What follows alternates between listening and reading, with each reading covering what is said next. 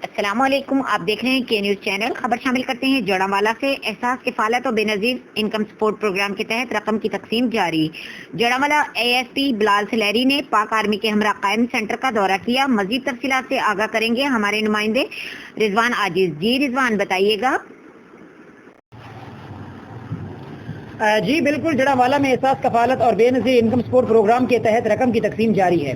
A S P جڑاموالا بلال سلیری نے پاک army کے ہمراہ قائم سینٹر کا دورہ کیا۔ گورنمنٹ گرلز ہائی اسکول میں 347 مستحقین کو امدادی رقم دی گئی، جبکہ گورنمنٹ گرلز کالج سینٹر میں 103 مستحقین کو امدادی رقم فراہم کی گئی۔ قائم سینٹروں میں مرد و خواتین کو الگ الگ بٹھایا گیا۔ اے ایس پی بلال سلیری جڑاموالا کے مطابق 450 مستحقین میں 50 لاکھ سے زیادہ کی رقم تقسیم کی گئی ہے۔